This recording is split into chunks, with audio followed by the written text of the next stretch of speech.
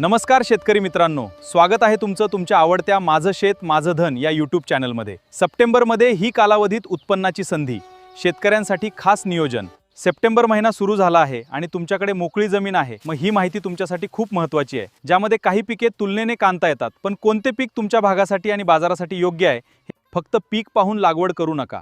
3 गोष्टी आधी तपासा: तुमची जमीन, पाण्याची उपलब्धता आणि तुमच्या जवळचा बाजार। बाजारपेठ नसेल तर चांगलं उत्पादन असूनही अपेक्षित दर मिळेलच असे नाही। पहिलं पीक म्हणजे कोथिंबीर। कमी कालावधीतील भाजीपाला पिकांमध्ये कोथिंबीरीला चांगली मागणी असते। स्थानिक बाजारपेठ, हॉटेल्स आणि भाजी विक्रेत्यांची मागणी लक्षात घेऊन लागवड करा। दुसरं पीक म्हणजे मेथी। कमी कालावधीतील पालेभाजी म्हणून अनेक भागात तिची लागवड केली जाते, मात्र स्थानिक हवामान आणि बाजारपेठ लक्षात घेऊन क्षेत्र ठरवा। तिसरं पीक म्हणजे पालक। पाण्याची उपलब्धता आणि बाजारपेठ असल्यास पालक हा पर्याय विचारात क्षेत्र न लावता टप्प्याटप्प्याने लागवड केल्यास बाजारातील पुरवठा व्यवस्थित करता येतो। चौथं पीक म्हणजे मुळा। योग्य जमीन आणि ओलावा मिळाला तर मुळ्याची वाढ चांगली होते। लागवडीपूर्वी माती भुसभुशीत आणि निचरा चांगला असणं महत्त्वाचं आहे। पाचवा पर्याय म्हणजे गाजर। मात्र गाजरासाठी जमीन आणि हवामानाची योग्य निवड महत्त्वाची आहे। तुमच्या भागातील सप्टेंबरमधील तापमान आणि स्थानिक शिफारस तपासूनच लागवड करा।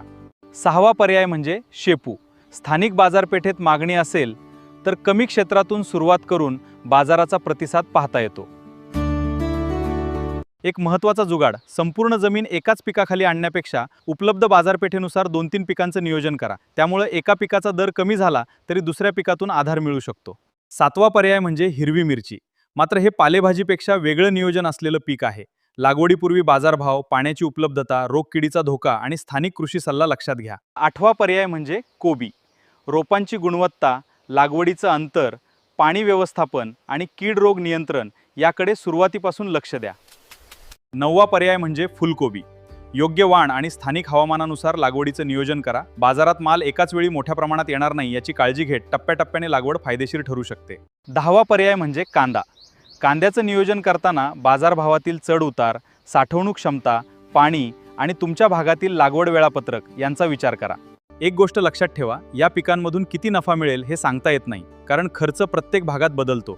त्यामुळे लागवडीपूर्वी स्थानिक खर्च नक्की तपासा आणि तुमच्या गावातील बाजारभाव तपासा। पीक निवडण्याचं सोपं सूत्र लक्षात ठेवा: पहिले बाजार, दुसरं पाणी आणि तिसरे हवामान। या 3 गोष्टी जुळल्या तरच लागवड करा। शेतकऱ्यांनो, कमी कालावधीचं पीक म्हणजे हमखास मोठा नफा नाही, पण योग्य नियोजन, योग्य बाजारपेठ आणि नक्की निर्माण करता येते। माहिती आवडली असेल तर हा व्हिडिओ तुमच्या शेवटपर्यंत नक्की पोहोचवा।